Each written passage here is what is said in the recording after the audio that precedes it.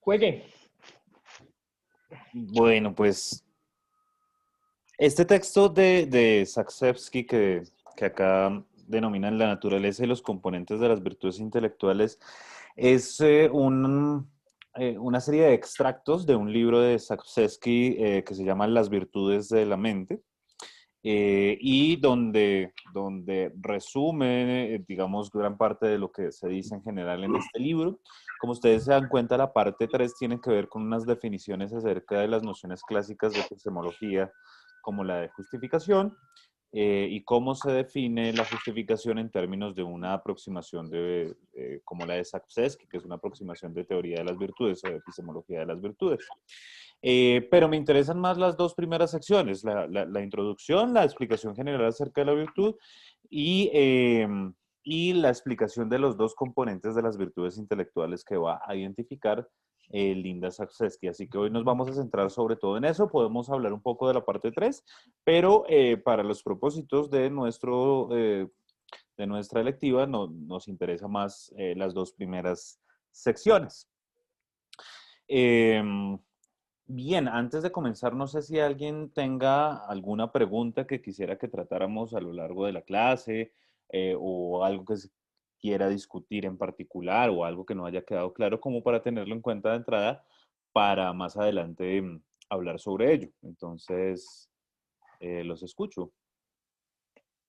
Bueno, pues dos cositas. La primera, cuando ella define la virtud como la excelencia bueno, que tiene el alma, eh, ese término excelencia lo usa porque lo usa Aristóteles o es un término que ella usa, o sea, que ella pone en manifiesto. ¿Por qué? Sí, ¿por qué? Porque, porque el término, o sea, porque si lo dice en términos aristotélicos, pues bueno, tendríamos que ir hasta Aristóteles para mirar qué carajos es la excelencia y todo eso. Y si no, si ella lo pone en manifiesto, pues no queda como del todo claro por qué, o sea, por qué usar ese término excelencia. Ese sinsabor me quedó ahí como de esa partecita de lo de la excelencia. Segundo, cuando ella dice que la motivación, bueno, que todas las motivaciones surgen como de un encuentro cognitivo con la realidad y pues hay como que lo relaciona un poco con la verdad. Ujú. Eso, la verdad, no me quedó muy claro. O sea, que Ok. la verdad necesariamente sea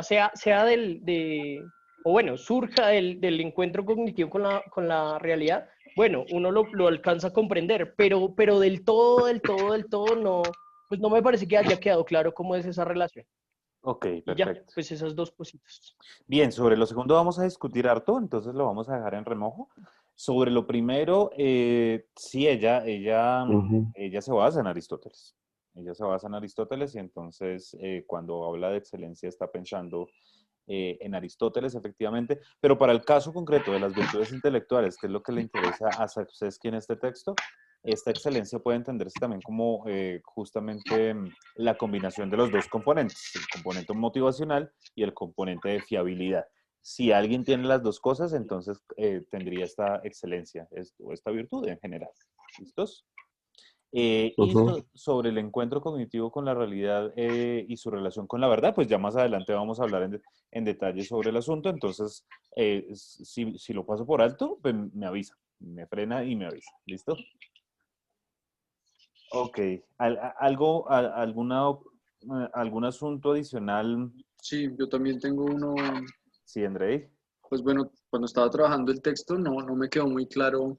Hay una parte, si no estoy mal, en el segundo, pues como en el segundo apartado, en el que Ujú. se habla de que un poco ciertas decisiones y bueno, todo este proceso reflexivo depende muchísimo del contexto en el que se debe tomar la decisión. Y ella dice entonces no vale, o sea, no vale lo mismo tomar determinada decisión en un momento a otro. O sea, básicamente relativiza el asunto.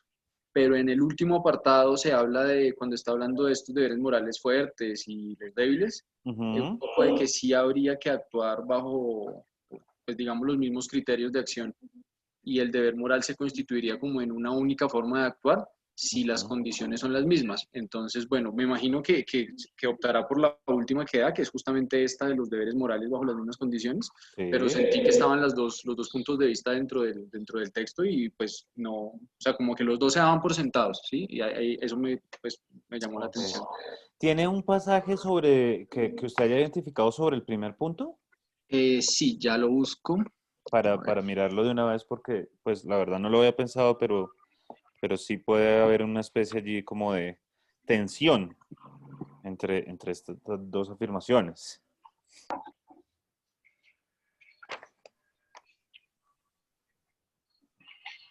Lo estoy buscando, apenas lo encuentre, se los cuento. Bueno, perfecto, listo. Ok, ¿alguien más quisiera comentar algún asunto sobre el texto? ¿Algo que quieran tratar o algo que no haya quedado claro y deseen que lo discutamos? Bueno, de pronto, respecto al cuestionamiento que tuvo el compañero sobre el uso de la palabra excelencia que hace Chatterjee, está de pronto un poco más explicado en la página 248, donde dice que es más verosímil que el problema derive de un defecto en nuestro lenguaje de virtudes más que una visión en la naturaleza misma de la virtud. Y luego va a hablar que este, a examinar las características de la virtud. Ujú, Entonces, ¿qué es una virtud? Entonces, la primera, en donde dice, primero, una virtud es una esencia adquirida del alma. O ujú. para usar una terminología más moderna, entonces aquí también usa una terminología moderna como para explicar más. Es una excelencia adquirida de la persona en un sentido profundo y duradero. Y ya después va a dar la definición de vicio, ¿no? Ujú, De pronto si le puede Sí, servir al José, compañero. pero a mí lo que me problematizó, o bueno, a mí lo que me llevó fue el uso de la palabra excelencia como tal, porque o sea, si la seguimos repitiendo, pues queda como por sentada. A lo que me refiero es que me pareció que Sapsesky no la profundiza mucho, o sea, como que la da un poquito por sentada. ok. Pues Mm, lo mm. reitero desde Aristóteles, quizá. Sí, ahí hay dos cosas para apuntar. El primero tiene que ver con que el mismo texto, la misma palabra griega, perdón, la misma palabra griega que se traduce por virtud es arete y quiere decir excelencia, ¿no? O sea, arete lo podemos traducir directamente como excelencia. Y lo segundo es que de todas maneras, claro, puesto así, pareciera en este pasaje que acaba de leer José Fernando, efectivamente, pues allí Sapsesky no nos dice qué es la excelencia, pero insisto en que uno podría comprender la excelencia en general como la reunión entre la motivación y la fiabilidad, que son los dos grandes componentes que va a analizar Sapsesky en el texto. ¿Listo? Entonces, una vez profundicemos eso, debería quedar claro entonces qué significa esto de excelencia adquirida en el alma. Eh, o excelencia de la persona, para utilizar la terminología moderna. ¿Listo? Bien. Ok, ¿alguna otra cosa o arrancamos nuestra exposición? Arranquemos entonces. Bueno, entonces, Antes de, sí, más o menos en la página 265-266, cuando está también planteando toda la discusión con Rorty, ahí está un poco el tema de los hábitos virtuosos y como las circunstancias cambiantes. ¿puede leernos? Yo tengo acá ya la página, pero quisiera saber exactamente cuál es el pasaje que usted dice. A ver, en la 266 hay un punto en el que se habla de, cuando empieza Amelie Rorty, señala que mientras la utilidad, hay un punto en el segundo después del primer punto Ah, ok. seguido, se Sí. vuelven patológicos, dice ella, cuando se vuelven tan habituales que su ejercicio se extiende a situaciones que ya no tienen que ver con sus objetivos internos. Así la generosidad es patológica cuando debilita a quienes la reciben, por ejemplo. Ujú. Y ahí más abajito, de hecho, está la parte subrayada de un hábito virtuoso se vuelve tonto cuando su ejercicio se resiste a un redireccionamiento razonable de sus objetivos, un redireccionamiento que resulta apropiado a las circunstancias cambiantes. Ok, bueno, pero claro, yo pensé que era otra cosa, pero en este punto, acá lo que toma Sapolsky de Amélie Rorty, no es Richard Rorty, sino Amélie Rorty, es el hecho de que las virtudes pueden petrificarse. ¿Y qué significa que se puedan petrificar? Exactamente, que se vuelvan tontas o que se vuelvan patológicas. Y esto quiere decir en últimas que algo que puede ser virtud efectivamente cuando yo estoy analizando un texto filosófico, puede volverse patológico cuando yo lo llevo a la, por ejemplo, a la vida cotidiana. Entonces, si todo el tiempo, como Sócrates, estoy examinando, examinando los supuestos de las personas, pues probablemente eso deje de ser virtuoso si lo hago en una cena con mi familia o algo por el estilo, y donde no viene al caso, justamente. Eh, Puesto así, no sé si todavía esto le parece a usted que riña con las consideraciones finales de Sapolsky acerca de las definiciones deónticas. No sé, Andrei, Pues sí, más o menos me parece un contraste, pero pues sí, por eso decía que yo me imagino Ajá. que lo que toma pues como lo que da por sentado es lo que está en el último apartado, que es justamente cuando dice, no, sí efectivamente hay unos deberes morales que sí hay que asumir de determinada manera bajo las mismas circunstancias siempre. Ujú. Porque es que, claro, porque los conceptos que está definiendo allí Sapolsky son creencia justificada, creencia injustificada y deber epistémico. Entonces, nada de esto tiene que ver exactamente con, o sea, digamos, parte de lo que es un proyecto de epistemología de las virtudes, de lo cual vamos a hablar más adelante, es que todas las nociones epistémicas se van a definir en términos de virtudes. Entonces, yo defino el conocimiento en términos de virtudes intelectuales, defino la justificación en términos de virtudes intelectuales, incluso la verdad, y entonces, por ejemplo, la última definición de creencia justificada nos dice que teniendo en cuenta todo lo que hay que considerar es lo que la persona con frónesis podría creer en circunstancias similares. Entonces, obviamente se apela a las circunstancias, pero acá la apelación a las circunstancias me parece es un poquito distinta a la apelación a las circunstancias en en lo de la petrificación de las virtudes, porque mientras acá estamos definiendo la creencia justificada, y la definimos en términos de, vea, una creencia es justificada cuando una persona virtuosa intelectualmente lo creería, y entonces, dadas unas circunstancias similares a las de esa persona, yo debería creer lo mismo porque tengo la justificación de esa creencia. Eh, entonces, acá las circunstancias tienen que ver con cuando la persona virtuosa cree y cuando yo similarmente tengo unas circunstancias que me deberían llevar a creer lo mismo. Mientras que en el otro lado es, pues no, si estoy en la cena con mi familia, pues examinar los supuestos del carácter como hace Sócrates quizás no sea tan buena idea. ¿Sí me hago entender? Sí, sí, sí, sí, de acuerdo. Entonces, puesto así, fíjese que se diluye como esta apariencia de tensión que usted había encontrado, porque efectivamente pareciera de entrada que hay una tensión, pero ya cuando uno analiza de por qué se está hablando de las circunstancias en un caso y en el otro, pues desaparece la tensión. ¿Bien? Sí.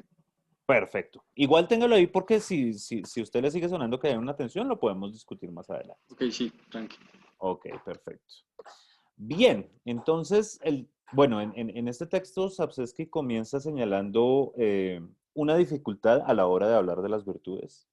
Y es una dificultad que ya Aristóteles mismo había advertido a la hora de estudiar la virtud en su ética a Nicómaco. Entonces, cuando alguien hace filosofía de las virtudes se encuentra con una dificultad.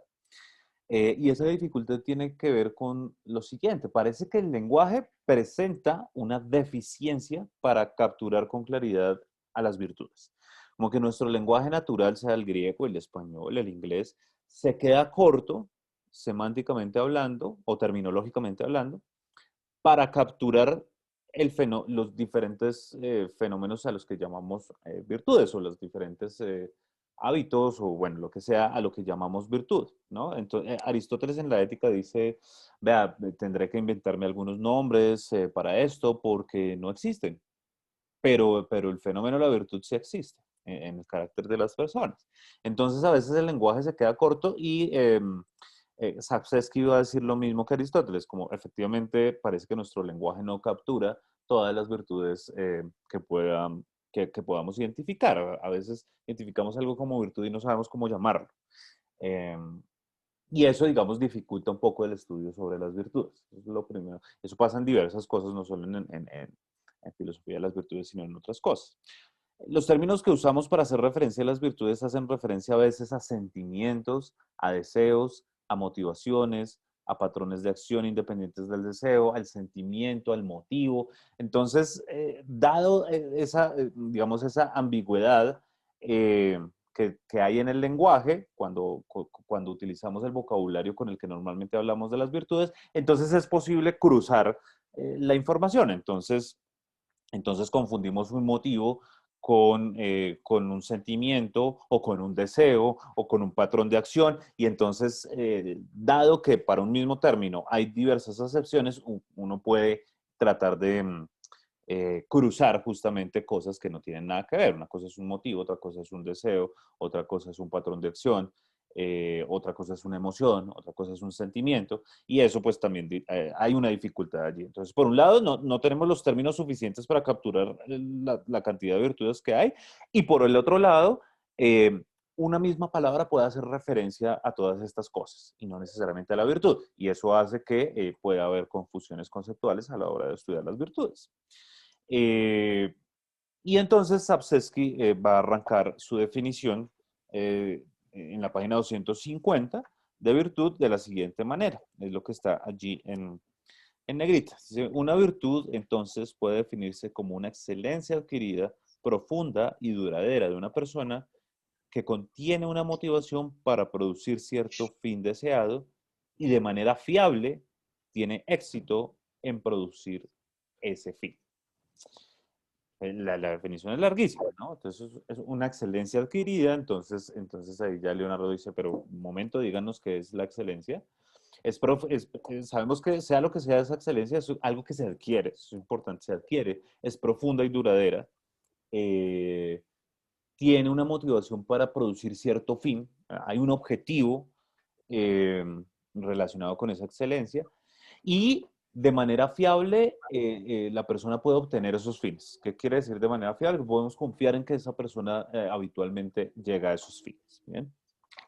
Entonces vamos a analizar la definición, esa es, vamos a desmenuzarla y en últimas nuestra clase va a consistir en analizar esta definición que está allí. Ahora, antes quiero decir un asunto, y es, ¿por qué estamos hablando de todo esto? ¿Por qué estamos hablando de todo esto? Porque el proyecto de una epistemología de las virtudes justamente consiste en lo que les decía hace unos instantes, en que yo no puedo separar la epistemología de un estudio de las virtudes. Y eso antes era muy raro, digamos, decir esto. Antes era muy raro porque justamente lo que sucedía es que se tenía como en filosofía una división entre tratados, digámoslo así, entre epistemología por un lado es el estudio del conocimiento, es el estudio de las condiciones de posibilidad del conocimiento, mientras que por el otro lado la ética era filosofía práctica y tenía que ver con el estudio del carácter, de los fines, de la moral, etcétera, etcétera. Y como que una cosa no tenía nada que ver con la otra. Acá estamos hablando de un objeto de estudio que es el conocimiento y acá estamos hablando de otro objeto de estudio que es la acción humana, y entonces no debería haber un cruce. Justamente la epistemología de las virtudes lo que intenta hacer es estudiar la epistemología sin desligarnos del asunto enteramente práctico. Y según los epistemólogos de la virtud, un análisis del conocimiento que deje de lado el carácter moral de la persona sería incompleto. Ahora, por epistemología de la virtud se entiende un asunto muy amplio, porque hay unas virtudes que identifican algunos autores que no necesariamente son virtudes morales. Entonces, por ejemplo, uno puede decir con sentido que una persona con buena memoria es virtuosa. Tiene la virtud de tener una buena memoria, por ejemplo. Y la memoria, simplemente como el hecho de recordar con precisión, no necesariamente es una virtud moral. Entonces en epistemología de las virtudes hay como dos tendencias, dos grandes tendencias. Una que tiene que ver simplemente con entender las virtudes exclusivamente en términos de fiabilidad. Entonces, por ejemplo, la persona que tiene buena memoria es una persona virtuosa en tanto podemos confiar o esta persona es fiable a la hora de recordar con precisión los eventos del pasado. Pero hay otra epistemología de las virtudes que dice, ok, la fiabilidad está bien, pero también el componente moral es importante. Sapsesky hace parte de esta segunda onda de la epistemología de la virtud. ¿Listo? No de la primera, donde se reduce simplemente a vamos a estudiar el conocimiento en términos de virtudes, pero por virtud vamos a entender fiabilidad, confiabilidad. ¿Listo? Acá Sapsesky dice, ok, confiabilidad más motivación. Y en la motivación está todo el componente moral. Por eso, acá este cruce de epistemología de las virtudes, entonces hace que Sapsesky y otras personas digan, es imposible analizar epistemológicamente el conocimiento sin hacer una reflexión moral. Ahí el cruce está dado y se rompe la barrera entre epistemología y ética, lo cual resulta muy interesante. ¿Bien? Como para contextualizar un poco de por qué estamos hablando entonces de virtudes intelectuales. Ahora bien, dada la definición de una virtud intelectual, tal como nos la presenta Sapsesky, entonces, efectivamente, como nos decía José Fernando, Sapsesky va a identificar 5 grandes características de las virtudes en general, porque la definición que acabamos de leer es una definición de la virtud en general, ¿listo? No de las virtudes intelectuales en particular, sino de la virtud en general. Y entonces, Sapsesky identifica 5 características de las virtudes. Entonces, la primera tiene que ver, efectivamente, con que es una excelencia adquirida, profunda y duradera. ¿Qué quiere decir esto? Todavía no nos va a decir qué es la excelencia. Todavía no tenemos una definición allí de la excelencia. Pero sea lo que sea la excelencia, esa excelencia debe ser definitoria de quién la porta. Si yo tengo una virtud, esa virtud me debe definir a mí como persona. No simplemente es un rasgo accidental, algo que podría o no tener, sino que es algo que constituye la identidad personal de alguien. Sapsesky lo pone en términos muy interesantes, como una característica con la cual describiríamos a alguien después de su muerte. Entonces piensen en alguien que ustedes, por ejemplo, admiren intelectualmente y piensen en cómo lo describirían después o en el funeral, porque siempre en los funerales la gente describe a las personas, ¿no? Ah, esta persona era tal, y echa chisme y tinto. Entonces, en ese momento, el modo en que definimos a las personas, estamos definiendo la totalidad de la vida de una persona, ¿no? Esas palabras que utilizamos allí, positivas, son las virtudes. Entonces, esta persona era honesta. Entonces, no es que una vez fue honesto o 2 en la vida, sino que marcaba la definición de su identidad personal. Esta persona era justa, ¿no? Y, asimismo, lo contrario a la virtud, que es el vicio, también es definitorio de su portador. Entonces, esta persona era ladrona.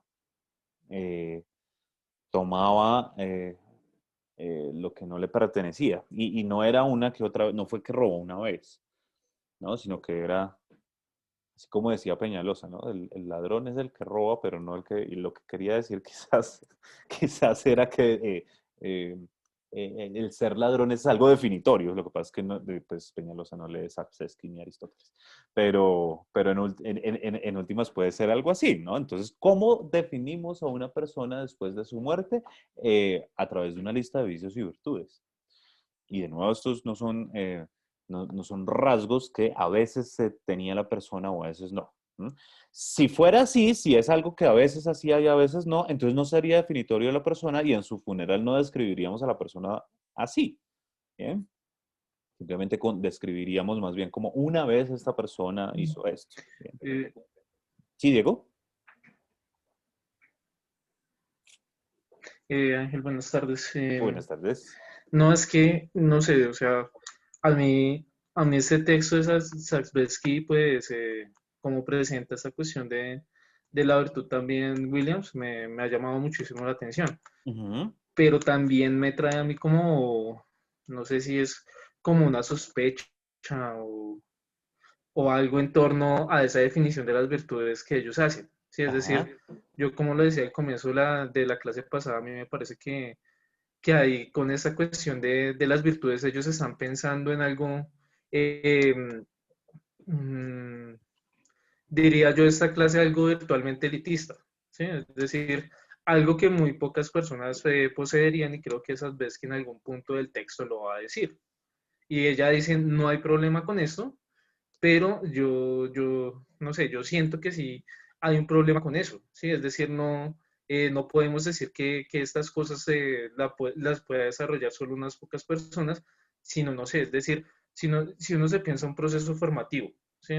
Uno como docente se piensa en un proceso formativo, que creo que ya hace una mención ahí en el texto, obviamente uno quisiera, o yo lo pensaba en ese modo, de pronto una investigación en enseñanza de la filosofía podría ser, yo cómo puedo lograr que mis estudiantes adquieran Virtudes intelectuales. esos hábitos que esas veces que están nombrando acá, que realmente son muy interesantes, pero aún así, como trata las virtudes, y me recuerda muchísimo mis seminarios de ética aristotélica en la universidad, y la verdad Ajá. sí uno queda como con esa sensación que lo que se está describiendo es simplemente para unos pocos privilegiados. ¿Sí? Es Ujú. decir, y ella dice, no habría problema, y no sé si Williams diría algo similar, no hay problema que sean solo unas pocas personas las llamadas a ser virtuosas intelectualmente o a ser valientes intelectualmente como se está definiendo Mm. la cuestión acá. Entonces, obviamente, obviamente la cuestión, si uno piensa así, no sé, no sé qué tanto sentido, pues obviamente eso es una noción, una idea de la filosofía y de pronto del conocimiento del saber que como que le pertenece a unas pocas personas que conocen las causas. Obviamente esto, la orientación esta vez fue mucho Aristóteles, es decir, recordaba muchísimo a Aristóteles. Entonces, si uno ya se piensa en una sociedad democrática, o sea, obviamente yo creo que eso lo debe tener en cuenta la autora, uno esperaría que esos rasgos que ella está mencionando no pertenecieran a un selecto grupo, ¿sí? Ujú. Que por condiciones pues, de nacimiento o ya porque lograron adquirir ciertos hábitos, logran esto, sino acá mi pregunta es cómo, yo creo que no sé si a mis compañeros de pronto también les sucedió, cómo uno podría hacer para adquirir uno mismo esos hábitos que ella está mencionando ahí. ¿Sí? Es decir, uno dice, bueno, pues yo sí tengo eso, yo iba leyendo, yo iba pensando en eso. ¿Sí? Es decir, bueno, yo sí tengo esa, de pronto, eh, tal virtud, puedo ser abierto de mente, pero no tengo esta otra, pero bueno, en fin. Entonces, pero sí quedo con esa sensación en el fondo, con lo que nombraba al principio. Esta cuestión, y yo creo que eso era lo que yo quería decir la semana pasada, es que Ujú. esta cuestión me parece como un poco elitista, que se necesitan eh, como muchísimas garantías, tanto materiales como de disposición de la persona y como de nacimiento, no sé si de nacimiento también, o sea, como pertenecer a un determinado grupo social para poder alcanzar, para poder llegar a ser virtual intelectualmente. Y también, no sé si ustedes de pronto, eso me hace recordar a un meme de esos que salen en estos grupos de ciencias sociales y filosofía en Facebook, y era supuestamente una carrera atlética, donde iba unas personas adelante y el enunciado que había abajo era algo así como que algunos con un gran capital cultural, un gran capital intelectual, hijos de maestros y con una carrera asegurada en la academia y uno sin saber leer bien y echándole ganas para poder seguir en ese camino intelectual. Entonces, obviamente acá sí me parece que hay algo que sí de pronto no sé cómo le están pensando ellos. Y obviamente es una cuestión elitista que solo le pertenecen a unos pocos, obviamente yo estaría de acuerdo con eso. Listo, yo le daría la radio, o no de acuerdo con ella, sino diría, bueno, pues lo que está diciendo, la justificación que está dando, pues apunta hacia allá.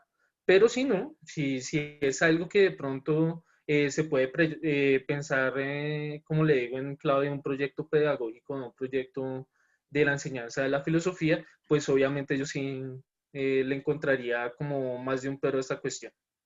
Ok, está interesante el asunto. Ahí hay varias cosas que me llaman la atención. Primero, el vínculo con la enseñanza de la filosofía está muy interesante. Y no, yo diría no solo la enseñanza de la filosofía, la enseñanza en general, porque acá Sapsesky no está hablando, obviamente Sapsesky está haciendo filosofía, pero ella está hablando del conocimiento no solamente filosófico, ella está hablando de todo tipo de conocimiento. Entonces, lo que dice Sapsesky acá acerca de las virtudes intelectuales vale no solo para el filósofo, sino para el físico, para el ingeniero, para el químico, etcétera, para todo aquel que, digamos, esté embarcado en el proyecto de construir conocimiento. Por supuesto, uno podría hacer un análisis acerca de virtudes intelectuales y enseñanza de la filosofía, pero lo primero que quiero dejar claro acá es que cuando habla acá Sapsesky de conocimiento, no solo está hablando de conocimiento filosófico, sino de conocimiento en general. Pero está muy interesante el vínculo que está presentando Diego. Ahora, quería preguntarle a los demás si podemos discutir acá un rato. ¿Les parece que la propuesta de Sapsesky acá es elitista o que valga solo para los que tienen plata? O al menos para los que estén Depende. rodeados de una familia. Depende, porque digamos que eso, yo me acuerdo de, digamos, Alfonso Correa. Alfonso Correa es hijo de Bernardo Correa, pues un filósofo allá de la Universidad Nacional. Y Alfonso resultó ser un absoluto genio. Bueno, entonces, pues yo algún día le preguntaba como, ¿usted por qué? O sea, a usted Bernardo lo llevó por ese camino y él dijo, no, la verdad, yo me interesé solo y la verdad con mi padre no hablaba mucho de filosofía, pero pues si a mí nunca me faltó eh, marco teórico. O sea, yo siempre tuve para leer. Entonces, por ese lado, puede que al menos pues en los campos intelectuales claramente haya no sé, una tendencia a que uno va a seguir, pues, pues digamos que el camino del papá. ¿Por qué? Pues porque básicamente el pensamiento es una cuestión adquirida en ese sentido. Y las habilidades del pensamiento pues son una cuestión adquirida en ese sentido. Pero por otro lado, yo conocí, o sea, gente en la universidad muy genia que no venía, que venía de papás, no sé, de abastos. Incluso conocí a un chico que la mamá lavaba Transmilenios y el man era un genio, o sea, a los 18 años ya hablaba inglés perfectamente, entendía todos los malditos textos que nos ponían en la universidad y uno decía como este man es un genio y escribía muy bien y venía de colegio público, ¿sí? Entonces uno podría decir, ese man es un virtuoso por genio, digamos que porque es un genio natural. Entonces, ahí deberíamos entonces, no sé, como distinguir entre el genio natural y el virtuoso por adquirir, o bueno, ¿cómo se diría eso? Porque lo adquirió. Por hábito Sí. lo diría Sasbesky, o lo diría también, creo yo que lo diría Aristóteles, ¿no? Porque yo creo que en estos asuntos, pues obviamente, Sasbesky sí sigue muchísimo la ética aristotélica. No sé si las dos éticas, la nicomaquea y la eudemia, o solo la ética nicomaquea. Entonces, pues, pero acá sí hay una cuestión, bueno, ahí lo que decía Leonardo sí me parece como importante ahí en ese sentido de esa distinción, pero Sasbesky misma la hace. Sasbesky dice la de el genio y la creatividad son virtudes. Ella dice, no sabemos cómo funciona la creatividad, pero es un rasgo muy importante para el desarrollo del conocimiento. Ujú. ¿Cierto? Bueno, Ella dice eso, pero aún así yo creo que acá, o sea, no sé, no sé, por ejemplo, eh, mm, los demás, pero igual también veo un problema no sé si de universalización, en que son esas virtudes las que hay que desarrollar. ¿Sí? Es decir, en cualquier lugar del mundo, cualquier persona, y eso se hace más notorio al final del texto cuando cuando dice, ¿cómo es que se llama el apartado final? Como algo de óntico, que no lo recuerdo. A mí me parece que ella ya está buscando llegar como una universal, entonces, no sé, a mí en lo personal cuando se habla, digamos, de este tipo de asuntos, yo considero que sí, obviamente em, el contexto y demás es muy importante para dar cuenta de ciertas cosas, ¿sí? Y obviamente una teoría, bueno, yo también leo mucho, cuando leía Habermas también notaba algunas dificultades con Habermas, pero lo que sí le rescato a la teoría crítica en este caso es que si se piensa una cuestión, al menos desde el lenguaje, que puede ser aplicado en, ¿cómo decirlo? Que busca generar una comunidad democrática, es lo que va a decir en Habermas como grandes rasgos. En cambio, acá en esas veces que uno sí nota que hay una cuestión muy individualista, ¿sí? Debe ser también por obviamente la cuestión, yo no sé si se puede hablar de virtudes sociales o virtudes de una comunidad o demás, etcétera, pero sí me parece que la definición de virtud bueno, que está trabajando acá, que viene de Aristóteles, sí me parece que hay muy pocos que podrían llegar a ser virtuosos. Es como en última lo que quiero señalar. Pues bueno, ahí digamos para decir algo al respecto. Sapsesky no está haciendo ni filosofía de la educación ni filosofía política. Ella está haciendo epistemología y está haciendo epistemología de las virtudes. ¿Qué hace una epistemología de las virtudes?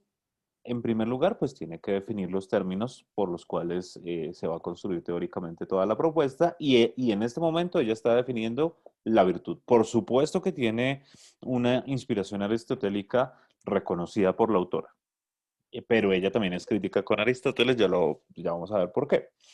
Eh, Ahora, sí, yo no creo que la propuesta de Sapsesky sea elitista.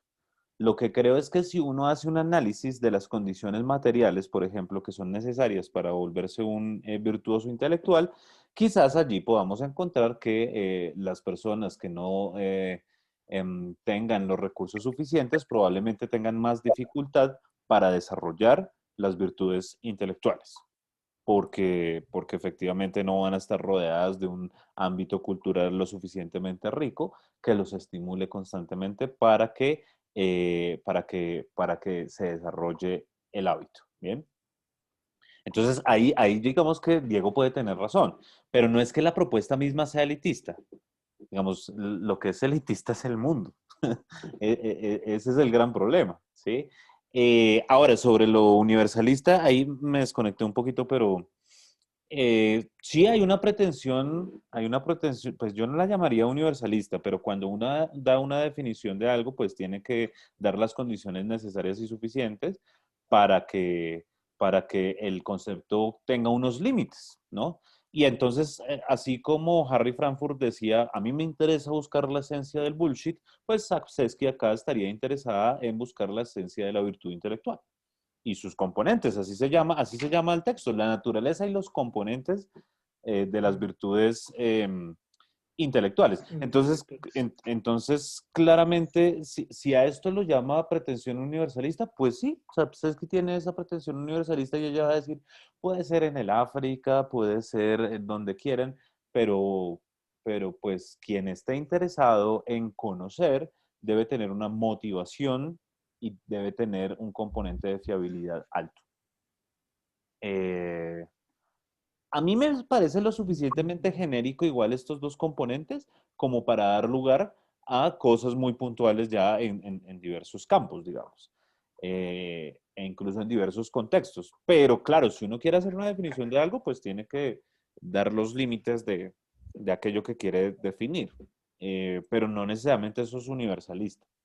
Entonces, resumiendo, a mí me parece muy interesante, digamos, como el problema que se está pensando Diego, pero no sé si eso lo lleva a uno a decir que Sapsesky o su propuesta es elitista. Más bien lo que uno diría es, pues vea, lastimosamente el mundo no es justo. En el mundo hay un montón de injusticia social y dado que en el mundo hay un montón de injusticia social, pues las personas que carecen de los medios materiales para una formación y una educación adecuada, pues no pueden desarrollar virtudes intelectuales. Sí, sí. Eh, Pero, claro, y eso no quiere decir pero no que, sería eso también una virtud intelectual, luchar contra esa injusticia intelectual, es decir, que, no sé, también se puede arrancar de ese punto, ¿no? O yo sea, creo que es una virtud política, es decir, pero no es una, o sea, esa es la Mm, justicia. eh, La justicia es, sí, digamos, uno podría definir la justicia como eso, la búsqueda de la equidad. Yo no soy filósofo político ni mm, mucho menos, pero estoy hablando en grueso. Entonces, si uno define la justicia como la búsqueda de la equidad, entonces, pues la persona justa tendrá que buscar condiciones igualitarias eh, en la educación. Eso mm, es una virtud, por supuesto. No sé si intelectual, pero es una virtud política, moral, sin duda. mm. Pero Ángel, acá, bueno, ya eso sí, ya es una pregunta más sobre el texto, a ver si de pronto ahí malinterpreté la cuestión, pero creo que en últimas Sadovski lo que quería señalar precisamente es que al fondo de todas las virtudes, es decir, que la distinción entre virtudes intelectuales y morales no es clara, ¿sí? Ajá, Y que por no ser clara es porque tiene una motivación igual, o sea, una motivación... o sea, hay un fundamento motivacional ujú. del cual parten todas las virtudes, si no me equivoco, ¿cierto? Eso es lo que decía ella, ¿cierto?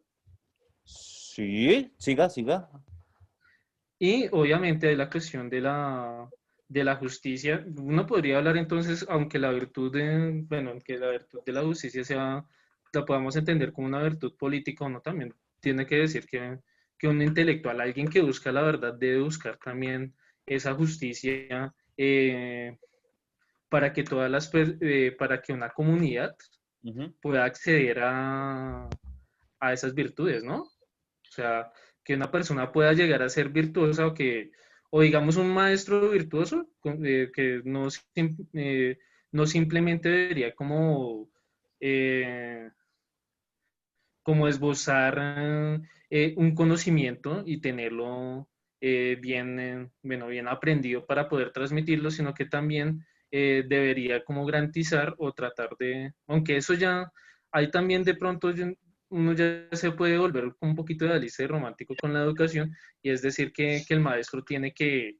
buscar esa definición o esa posibilidad de que todos puedan desarrollar las virtudes intelectuales. Ujú. Porque por lo menos eso es lo que prometen las sociedades democráticas, ¿no? Es decir, en una sociedad democrática, en última, lo que quiere es que todos los individuos estén en igualdad de condiciones y demás, pero en realidad eso no funciona, ¿sí? Y, eh, bueno, yo creo que el punto es, obviamente, que las virtudes, si uno le crea a Sadovski, entonces toda virtud podría ser también a la vez una virtud intelectual y a la vez una virtud moral o política, ¿no? No, ojo porque la está entendiendo mal. Entonces, por eso estoy Bueno, haciendo este gráfico. Digamos, sí es verdad parte de lo que está diciendo, pero entonces, ojo porque está cometiendo acá una pequeña imprecisión. Está incurriendo en una pequeña imprecisión que ya le digo cuál es. Entonces, tenemos el modelo de Aristóteles de las virtudes y el modelo de Sapsevski de las virtudes que ya voy a terminar de explicar. Entonces, acá tenemos, listo, acá tenemos virtudes morales y acá tenemos las virtudes intelectuales. Virtudes mm, intelectuales. Listo. Entonces, en Aristóteles el modelo es el siguiente.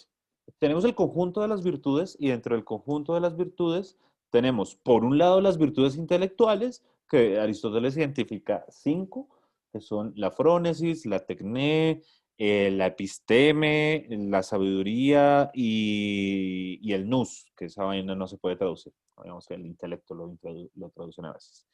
Esas son las virtudes intelectuales en Aristóteles. Y otras virtudes muy distintas son las virtudes morales. Y Aristóteles las separa tajantemente, ¿no? Las separa tajantemente. Entonces, en las virtudes morales, pues ya tenemos otras cosas como la moderación, la justicia, la valentía, etcétera. Bien. Son dos cosas diferentes. Ambas son virtudes, pero son dos cosas completamente diferentes. ¿Cuál es la crítica de Sapsesky a Aristóteles? La crítica de Sapsesky a Aristóteles tiene que ver con esa separación justamente entre virtudes intelectuales y virtudes morales. Y lo que va a terminar diciendo Linda Sapsesky es que toda virtud intelectual es una virtud moral. Moral. Entonces, las virtudes intelectuales son un subconjunto de las virtudes morales. Toda virtud intelectual es una virtud moral. Pero, por eso dice el gráfico, no toda virtud moral es una virtud intelectual. Aunque, como lo vamos a ver ahorita quizás en un momento, aunque para ser un virtuoso moral quizás a veces sea necesario ser un virtuoso intelectual también, pero no necesariamente. Ese es el punto. Bien. Ahora, todo virtuoso intelectual será un virtuoso moral. Y todo vicioso intelectual será un vicioso moral también. ¿Mm? Entonces, volvamos al ejemplo del plagio. El plagio es un vicio epistémico. Y es un vicio epistémico y por lo tanto es un vicio moral. No lo puedo separar, es lo que dice Sapsesky. ¿Sí? Entonces, y algo así dice Susan Hack también, recuerden. Pero Entonces, ahí tendríamos, digamos, yo puedo pensar en alguien absolutamente mala persona, pero virtuoso intelectualmente. eso sería un oxímoron. Pero, a ver, depende, es que una persona puede tener este tipo de virtudes intelectuales y tener un montón de vicios acá. Esa es la persona que está describiendo Leonardo. Digamos, una Bueno, persona, pero bueno, no hay hay problema. yo creo que me uno a Leonardo en profundizar un poquito el ejemplo y uno puede pensar, y de pronto ese es el punto que yo quería señalar hace un momento, uno puede pensar que las virtudes, por ejemplo, de los nacionalsocialistas, de los nazis, de la SS y ¿Virtudes? la Gestapo, las virtudes ¿Virtudes? morales son, no, son bueno, ¿Ellos tenían virtudes morales? no sé, pues ellos las tenían como virtudes, ¿sí? Es decir, y uno puede pensar en estas discusiones en las que se metía Pero Hannah Arendt con, Sapsesky diría ahí de en esas entrada, definiciones, pero perdón, Diego, Sapsesky diría de sí. entrada, el nazi no tenía ninguna virtud moral. ¿Cuál motivación por el bien podía tener? No existía tal cosa.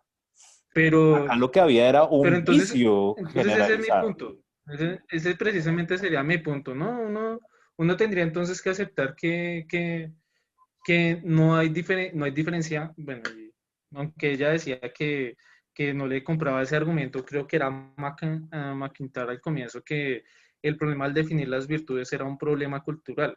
Entonces yo me preguntaba si era un problema de la cultura anglosajona, de cualquier cultura en general, y es precisamente que no sé si es necesario, no, o yo generalmente tendería a pensar que es necesario como tener en cuenta ciertas cuestiones que distinguen a una determinada cultura de otra para hablar de virtudes. ¿Sí? Es decir, yo no sé, no estoy tan seguro, y por eso yo creo que lo mencionaba, y es de decir que el bueno es bueno es el que cumpla estas características en cualquier momento, cualquier situación y en Listo, cualquier ya tiempo entendí el histórico. punto. Entonces, le voy a dar solo Mm. un ejemplo de una propuesta que puede satisfacer sus demandas. Eh, Sapsesky no está negando la importancia del contexto. Eso es lo primero que quiero que tengan en cuenta, ¿no? Sí. Dos, acá estamos hablando de una propuesta que al hacer una propuesta de las virtudes, entonces para algunos corre el riesgo de caer en el relativismo. Y pareciera que usted ahí quisiera ser un relativista y eso no es pecado. Entonces, como que no, vea, es que algo es bueno en una cultura, pero malo en otra, y no hay forma de definir qué es lo bueno y qué es lo malo de manera absoluta. Entonces, una propuesta de cómo podría hacerse eso la tiene claramente Nussbaum. Nussbaum la tiene clarísima ahí porque lo que hace Nussbaum es una ética de las virtudes. Y ella, de hecho, la llama una ética de las virtudes no relativas, para no caer en el relativismo. Y también inspirada en Aristóteles, como hace Sapsesky, lo que hace Nussbaum es decir, vea, uno lo que tiene que hacer es una identificación de las áreas humanas básicas. ¿Qué tienen todos los humanos? Vida, por ejemplo. Los humanos tienen vida. Ok, entonces una virtud será aquella que, será aquella que respete la vida y los vicios serán aquellos que no respeten la vida, sino que por el contrario la socaven. Entonces, bajo ese punto de vista, nunca un nazi puede ser considerado un virtuoso. Puede ser considerado un virtuoso porque es que el nazi, junto con otros, participan de la vida. Y al participar de la vida, entonces, cualquiera que la socave, pues no podrá cumplir con la virtud de estimular Bueno, la vida. ¿Bien? Eso es un ejemplo. Y entonces lo que hace Nussbaum es identificar una serie de áreas humanas y a cada una le empieza a relacionar una virtud y esa virtud es no relativa. Es no relativa porque todos los humanos la tienen. Todos los humanos tenemos un cuerpo. Entonces todo aquello que socave la dignidad corporal pues era un vicio. Todos los humanos suelen tener una vida cognitiva. Entonces todo aquello que interfiera en el desarrollo de la cognición humana pues era un vicio. Y ahí, por ejemplo, entran las cosas que a usted le preocupan. Entonces, todas las políticas que vayan en contra de un desarrollo cognitivo óptimo para todos los ciudadanos, pues eso es definido como un gran vicio. Y no es que sea un vicio en Occidente y en Oriente, no, eso es un vicio humano. ¿Listo? Pero entonces, ojo, porque este es el modelo de Sapolsky, es este. Todas las virtudes intelectuales son virtudes morales, mas no todas las virtudes morales son virtudes intelectuales. ¿Por qué el límite, dice Sapolsky que no es del todo evidente? Porque de todas maneras, ella está, en lo que hemos discutido hasta ahora, y se nos fue el tiempo, pero está buena la discusión, eso no importa, de eso se trata la filosofía. Entonces hemos discutido apenas como la definición general de la virtud, todavía no de la virtud intelectual. Pero la diferencia, digamos, radica en que mientras la virtud moral tiene una motivación por el bien, la virtud intelectual tiene una motivación por un bien particular, que es el conocimiento. Conocimiento es una forma de bien, dice Sapolsky. Pero hay otras formas de bienes que definen la motivación que va a dar lugar a otro tipo de virtudes no intelectuales, virtudes morales. De nuevo, la justicia, por ejemplo, podría ser una virtud moral que busca un bien y que no necesariamente es una virtud intelectual, aunque para ser justo, quizás uno requiera de virtudes intelectuales, pero el hecho de que uno requiera de virtudes intelectuales para ser justo no quiere decir que la justicia misma sea una virtud intelectual. ¿Me hago entender? Sapolsky lo dice allí más abajito, en algo que vamos a leer en un momento, y es probable que quien sea virtuoso, moralmente hablando, necesite del conocimiento de hechos no morales para poder desarrollar su virtud adecuadamente. Entonces de nuevo, una persona que sea justa, quizás necesite conocer. Y si necesita conocer ciertos hechos, entonces quiere decir que tiene que tener algún tipo de virtud intelectual. Y esta discusión se vuelve además más interesante porque habría que ver qué pasa con una tesis que es muy polémica y que viene, es una discusión desde la filosofía antigua, no sé si alguno la recuerda, pero es la tesis de la unidad de las virtudes. La tesis de la unidad de las virtudes, y habría que ver si Sapolsky se compromete o no con esta tesis de la unidad de las virtudes, tiene que ver con el hecho de que yo no puedo tener una virtud sí y otra no. La tesis de la unidad de las virtudes implica que si yo tengo una virtud, las tengo todas. Entonces es raro que alguien sea moderado, pero injusto, por ejemplo. Aunque Eso bueno, es. ahí hay un debate duro porque Perdón, Leonardo, puede que... ya le di la palabra. Pero Listo. entonces, claro, entonces uno tendría que ver, ¿Sapolsky se compromete con la tesis de la unidad de las virtudes, sí o no? Si la respuesta es sí, pues es difícil sostener una postura así, porque entonces ahí sí vienen todos los casos que ustedes están diciendo. No, es que yo conozco una persona que es súper mala onda, pero es un intelectual ni el berraco. Si alguien se compromete con la unidad de las virtudes, tiene que dar cuenta de ese caso. Si yo no me comprometo con la tesis de la unidad de las virtudes y puedo decir que las virtudes se pueden dar de manera aislada, entonces yo puedo ser una persona que realiza unas inferencias buenísimas pero ser una persona injusta, por ejemplo, entonces ya este caso no es algo que se convierta en un reto para la posición de Sapsesky. Entonces depende de si alguien se compromete con la tesis de la unidad de las virtudes o no. Entonces, por ejemplo, Aristóteles se comprometía con la tesis de la unidad de las virtudes y él decía, si alguien tiene frónesis es porque es valiente, justo, moderado, etcétera, etcétera, etcétera. Y ahí hay todo un gran lío, ahí hay un gran problema. Ahora sí, qué pena, Leonardo, que lo corté, pero necesitaba redondear No, fresco, la idea. fresco. Es que yo creo que yo recuerdo trabajando con Meléndez en un seminario de Sócrates, decíamos que la condición necesaria y suficiente para una virtud era la sabiduría. O sea, que la unidad de las virtudes en sí mismas se concentraba en el saber. Porque Pero si, para Sócrates, pues es el intelectualismo sí, socrático. sí, para Sócrates, para Sócrates. Sí, sí, sí. Sí, para Sócrates. Entonces, en ese sentido, pues le podríamos ayudar, o sea, bueno, si usamos esa tesis, pues Sapsesky diría como, ahí está perfectamente, porque pues digamos que toda la virtud intelectual implica conocimiento o saber. Ujú, ujú. Entonces, y yo me estaba preguntando ahorita, pues, pucha, entonces tendría uno, o sea, para debatir la condición de Sapsesky, tocaría buscar una virtud intelectual que no fuera una virtud moral. No se puede, Y exacto. no se me ocurre. Exacto, pero ese es el punto. Digamos, si uno quiere rebatir a Sapsesky, eso es lo que dice Leonardo, lo que habría que hacer. Buscar una virtud intelectual que no sea moral. Y la apuesta de Sapsesky es, no la va a encontrar.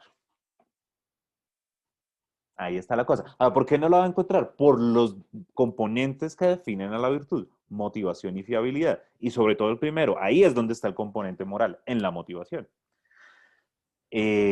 Ahora, bueno, ahí como para seguir con la cosa, le recomiendo a Diego que se lea Dewey. Dewey es una persona que hace lo que Diego le está exigiendo a Sapsesky. Pues que Sapsesky puede decirle a Diego, oiga, está muy interesante el problema, yo estoy de acuerdo con usted, pero hombre, yo estoy haciendo epistemología, no estoy haciendo filosofía política, ni filosofía de la educación, ni estas cosas. Dewey hace todas las vainas a la vez. Y tiene una aproximación, de hecho es citado por Sapsesky, tiene una aproximación basada en virtudes intelectuales, pero él hace filosofía política y a él le interesa mucho conocer cuáles son las condiciones para una democracia óptima y es el genio de la filosofía de la educación, John Dewey. Entonces Dewey es una persona que de pronto a Diego le interesa mucho en ese sentido. Bien, está buena la discusión. No sé si alguien más quiere intervenir por ahora. No, profe, una cosita. Sí. Usted habló ahorita del oxímoron y bueno, me puse a pensar, por ejemplo, el otro día estaba escuchando una entrevista a José Obdulio Gaviria, que bueno, yo tenía, por ejemplo, viendo las virtudes intelectuales, una valentía intelectual porque defendía lo que decía, argumentaba adecuadamente, pero digamos no tenía mente abierta, que es una de las cualidades ahí. Entonces, no sé, pues para mí, por ejemplo, él no tiene ni virtudes intelectuales ni morales, pues precisamente porque le falta, digamos, esa virtud intelectual de la mente abierta. No sé si estoy mal ahí. En ese sentido, usted estaría leyendo a Sapsesky como una persona que tendría que comprometerse con con la tesis de la unidad de las virtudes. Entonces, como el caso de José Obdulio Gaviria es como, si alguien le dice a uno, José Obdulio es pilísimo, pues primero yo desconfío de la persona que me diga eso, pero segundo, segundo diría como, ¿cómo puede ser alguien inteligente si no tiene la virtud sí, de la apertura de mente? ¿Eso es posible o no? Porque si es porque infiere bien, pues qué gracia, el computador hace mejores inferencias, uno lo programa y ahí deduce, ¿no? Una calculadora hace buenas inferencias. Pero entonces uno no dice de la calculadora, como decíamos la vez pasada con Bernard Williams, que es virtuosa. ¿Recuerdan? Con Bernard Williams, ese era el punto. Es que la cuestión, se parecen mucho Williams y Sapsesky en este punto. Decía Williams, la cuestión no es solo de información fiable, hay algo más, decía Bernard Williams. Hay un componente que tiene que ver con el carácter. Entonces, pues mi celular no tiene carácter, ¿no? Solo un publicista diría eso. Igual yo creo que, uh-huh. que Sí, Diego. que yo creo que una tesis también que comparten los dos autores es precisamente que aplicar un método que sea reconocido como buscador de verdades o algo así, o que lleva a crear creencias fiables es suficiente. Sí, voy Creo adelante. Sí, que, sí, así, creo que sigas. ahí hay un punto importante que señalan ambos autores y que de pronto no sí, que yo sí estaría más inclinado como no pone, no sé, es que no sé. No sé si me genera sospechas que me han gustado tanto los textos que también lo he pensado como un poquito más, o sea, como viendo qué problemas argumentativos o qué problemas prácticos podría conllevar. Pero Ajá. sí, obviamente, acá la apuesta es que no simplemente es sentarse a leer muchísimas horas. Ujú. Con eso no está garantizado que usted va a llegar a tener creencias fiables, a Sí, que va a ser fiables. una persona que va a llegar a una verdad fiablemente, Ujú. sino que hace falta como, creo que ellos los ponen como en términos de disposición, ¿no? Que hay una disposición, que la motivación, que es lo que está creo que en el fondo de ambos autores, la motivación, y eso es lo que yo creo que discutíamos la semana pasada, es lo que hace confiar en la justificación de la verdad. Porque creo que también acá está el problema de esa justificación precisamente. O sea, ¿cómo puedo estar seguro de que una persona sí está llegando a algo verdadero? Y ella dice algo muy interesante ahí bueno, que yo creo que ahora más ratico Ángel lo retoma, y es que eh, no importa si de pronto algún mecanismo para llegar a formar creencias de pronto falle mucho con una sola creencia que sea importante o valiosa para avanzar en el conocimiento, con eso bastará. Sí, Entonces de dice acuerdo. ella, y ella dice, y obviamente acá hay una cuestión acá, no sé si, bueno, obviamente que le digan eso a uno, eso duele, que de pronto uno no tenga esa virtud de la creatividad, ¿sí? Es decir, que de pronto uno pueda pasar horas y horas leyendo, horas y horas discutiendo temas acerca de la filosofía, pero de pronto usted no vaya a ser sino simplemente una persona que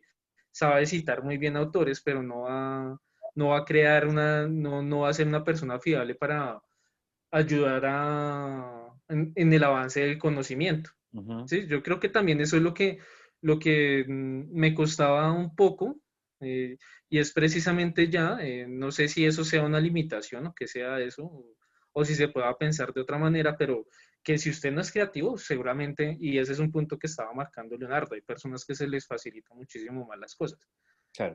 muchísimo más las cosas en términos intelectuales de entender, y ahí también, bueno, eh, creo que ahí hay un punto como bastante importante, que no es suficiente simplemente con ser como juicioso, que ser juicioso es una parte, pero hay otra cosa. Sí. Sí, hay otra cosa, otras disposiciones, que sus motivos sean los adecuados, y como lo decía, un poco como cierta cuestión casi como biológica, que una persona sea capaz de ser brillante, como se dice entre comillas, que yo creo Ujú. que ella sí está de acuerdo con esa cuestión. Sí. Bien, sí. Ahorita hablamos un poco de la creatividad, porque creo que hay que distinguir como entre virtudes artísticas, que son las que nombra Sapsesky, que ella dice, estas pueden ser innatas. Uno ve pues Mozart, es una cosa que uno dice, pues si compuso una obra maestra a los 6 años, pues esta vaina, o sea, para desarrollar una virtud, para adquirirla se necesitan muchos años, no 6. Entonces acá Mozart quizás tenga la virtud artística innata de la composición, quizás, o algo por el estilo. Ahora bien, no toda creatividad es creatividad artística, y entonces la creatividad, por ejemplo, más epistémica, la creatividad, por ejemplo, de Einstein a la hora de formular la teoría de la relatividad, puede ser entrenada, creería yo, y tiene que ver con la apertura de mente, por ejemplo. La apertura de mente es una virtud muy interesante en la cual yo no descarto posibilidades, sino que soy capaz de tratar de examinar posibilidades antes no exploradas. Mm. Cuando hago eso, entonces es donde aparecen, digamos, otras alternativas antes no concebidas. Entonces, claro, hay gente que es más creativa que otra, pero entonces uno podría decir que las personas que son más creativas de otra en el nivel epistémico o en el nivel filosófico, que es el caso que está poniendo Diego, son aquellas que están más dispuestas a explorar más alternativas que otras. Entonces, en esa medida es que se pillan, por decirlo de alguna forma, posibilidades que otros no. Uno dice, este es creativo. Entonces, en esa medida, la creatividad no artística, sino la creatividad epistémica, llamémosla así, sería un tipo de virtud que se adquiere y que se trabaja. ¿Bien? Que no es fácil para nada. No es fácil para nada. Bueno, bueno, pues sí, sí. Aunque Pero bueno. uno ve que mucho, bueno, no sé. Ahí sí es como yo creo que una crítica hasta uno mismo, generalmente se queda en aprender no sé si se quiere parafrasear a los autores. Uh-huh, Si uno cree que ya con eso es suficiente. uh-huh, exacto. Pero, y obviamente, y yo siento que a veces y más en contextos, yo no sé si eso pasa en otros países, pero acá a veces uno se siente hasta regañado si uno dice algo en contra de un autor. ¿Mm? ¿Quién lo ha regañado acá? Acá todo lo contrario. Acá, mejor dicho, cuando ustedes se queden diciéndome solo lo que dice Sapsesky vea, la clase de hoy está buenísimo porque ustedes están siendo creativos, y entonces están diciendo como, venga, acá hay algo que no me... Están explorando, ta, ta, ta, ta. Y eso es lo que hay que hacer. Y por supuesto, vean, en la filosofía, Mm. ¿quién tiene la razón? Nadie.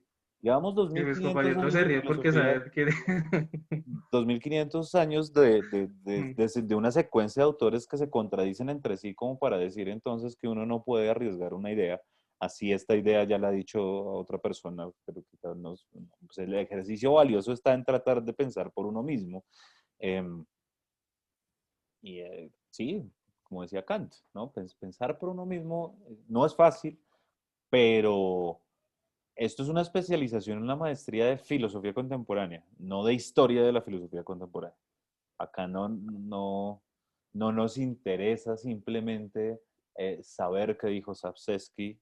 Es muy importante saber qué dijo Sapsesky, pero es igual de importante tratar de decir, oiga, Sapsesky dijo esto y yo pienso esto. Pero sí, es verdad, en la historia de la filosofía en Colombia lastimosamente se ha muchas veces sufrido de ese mal, que es el de estar bajo la sombra de una autora o de un autor.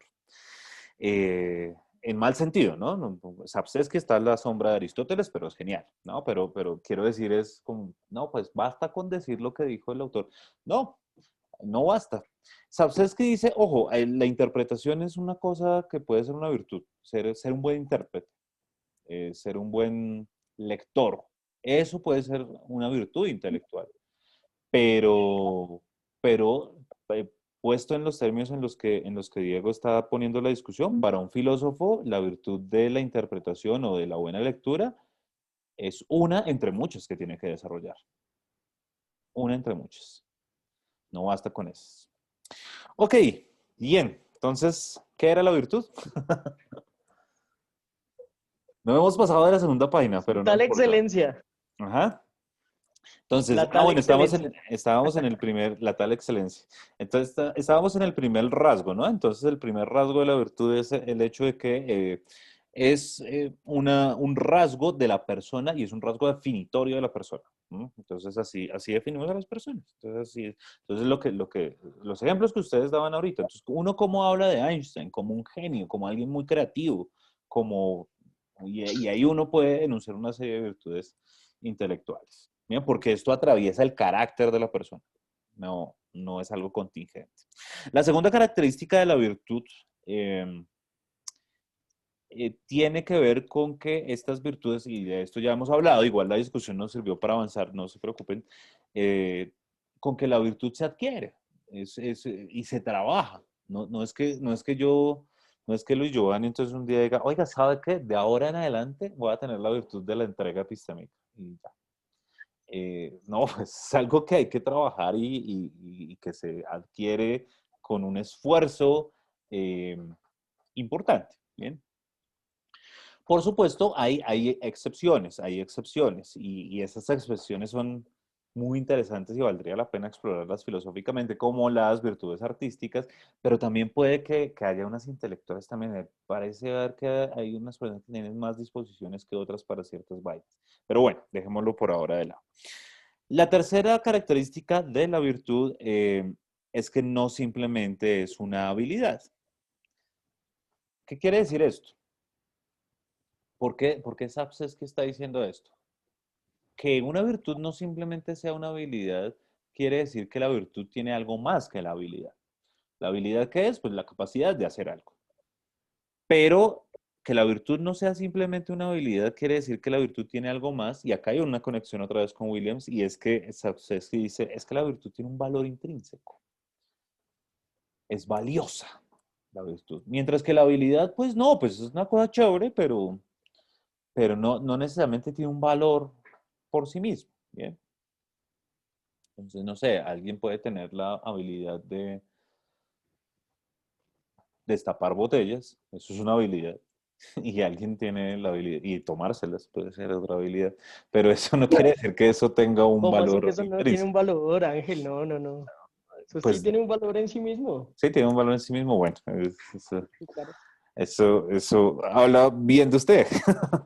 Bueno, entonces, ese es el tercer rasgo. Pero los rasgos más importantes son el cuarto y el quinto. El cuarto rasgo tiene que ver con el componente motivacional. Y entonces vamos a meternos ya de entrada a, por fin a esto. Entonces, una virtud tiene una motivación como componente. Una motivación, y acá es un poquito enredada la cosa, pero pues la idea no es enredarnos, va a decir Sapsesky que una motivación es una disposición a tener un motivo. Eso es un poco raro. Motivación es una disposición a tener un motivo. Y un motivo, dice Sapsesky, es una emoción que dirige la acción para obtener el fin que se quiera obtener. Entonces, un poco la jerarquía acá de la cosa es la siguiente. Entonces, la virtud tiene un componente motivacional. Y esa motivación es la disposición a tener un motivo. El motivo es una emoción que dirige la acción para obtener un fin. Entonces, en últimas, ¿por qué estamos hablando de todo esto? Porque entonces quiere decir esto que la motivación no es simplemente algo que me suceda hoy. Ay, no, hoy me siento motivado. Digamos, estrictamente hablando, Sapsesky diría ahí, no, usted no tiene una motivación, usted tiene un motivo ahí para realizar una acción. La motivación es la disposición a tener esa serie de motivos. Entonces, alguien que se sienta motivado a leer hoy, pero no el resto de los días, pues no es una persona que tenga, eso es una persona que tiene un motivo para leer un día, pero no una motivación hacia la lectura. Porque la motivación hacia la lectura es algo que debe atravesar el carácter de la persona. ¿Me hago entender? ¿Sí es un poco más claro el asunto al respecto? Sí, profe. La diferencia entre motivación y Sí, motivo. El motivo es una emoción puntual que dirige la acción para obtener un fin. Entonces, alguien dice, no, pues tengo un motivo para leer la Ética a Nicómaco, el libro 1, y ese motivo es que no sé, un chino de colegio, ¿no? Que si no me leo el libro 1 y hago un resumen del libro 1 del Ático de Nicómaco, pues me tiro el año. Uno no puede decir que esta persona tiene una motivación para la lectura, ni un amor a la verdad, ¿no? Usted tiene un motivo para leer un día, ¿bien? Pero la persona que tiene la motivación es la que está dispuesta siempre a tener esos motivos. El motivo de leer para, ¿listo? Para hallar la verdad, para tener contacto cognitivo con la realidad, va a decir Sapsesky. ¿Bien? Profe, dice que se convierten en partes profundas del carácter. Exacto, exacto. Se tienen que atrincherar, dice Sapsesky por ahí, ¿no? Se atrincheran en el carácter. No es simplemente una cuestión de un día, dos, tres, no. Es algo que atraviesa todo el carácter, justamente. Esa es la motivación. Entonces, la motivación es algo que atraviesa todo el carácter. No son motivos puntuales. Pues es que suelen confundirse, ¿no? Y uno en el lenguaje natural cotidiano los confunde. Como, ¿cuál es la motivación que usted tiene para cualquier acción normal? lo correcto de cuál es el motivo que usted tiene para realizar lo que está realizando, ¿no? Porque la motivación es más la disposición a tener motivos que dirigen la acción. Ok. Bueno, pues Sí. ahí sí yo traería, bueno, dos ejemplos del cine. Bueno, el primero yo creo que es muy, no sé si muy descabellado, pero obviamente a mí me pareció muy interesante volver a ver esa película de Rocky Balboa porque el entrenador le decía algo muy interesante a Rocky. Le decía para 20 minutos bueno, de estar ahí en el ring de boxeo se necesitan 20.000 horas de práctica. Entonces a mí me parecía esa película muy interesante, era por ese motivo. Es decir, precisamente este señor, sí, este personaje Rocky Balboa sí tenía, digamos, cierta motivación. No podría decir que de cierto modo este señor era virtuoso, pero eso es algo curioso porque es una persona muy tosca, es casi hasta uno podría considerarlo como algo así como no sé, no sé cuál palabra le cabría, pero no era una persona muy educada, sí, pero aún así es capaz de desarrollar ciertas motivaciones. Entonces, obviamente, acá también está otra de la cuestión. Es necesario tener un conocimiento, o sea, un conocimiento intelectual siempre, o sea, saber eh,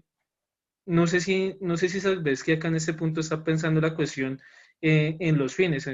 Pensaba un poquito yo de pronto en esa cuestión que aparece en la metafísica que el conocimiento es el fin en sí mismo, perseguir el conocimiento. Pero acá, en ese caso de los atletas, uno podría pensar que su interés es otro. O sea, su interés es ganar la pelea. Y, por ejemplo, hay una miniserie en Netflix, que esa sí se la recomiendo, me pareció muy buena, esa Gambito de Dama, que la han promocionado muchísimo. Ahí también ese personaje también me parece que ahí se demuestra muchísimo precisamente eso que estamos hablando de la motivación. Es decir, tomar el ajedrez, querer ser campeón de ajedrez no circunstancialmente, sino por el mismo hecho de que el ajedrez genera un gusto muy grande. Ujú, ujú.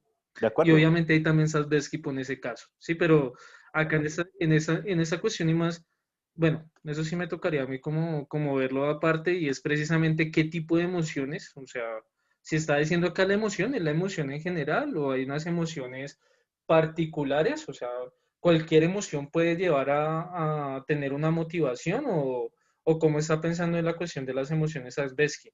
Porque ella lo nombra, sí, pero bueno, y eso ya es como por un interés personal acerca de esa cuestión de la emotividad humana, qué rasgos debe tener esa emoción que nombra ella para llegar a esa motivación. Es decir, qué emociones. Eh, no comprendí bien, sé a lo que se refería, pero no comprendí como a fondo a qué se estaba refiriendo Sasbeski con esa unión.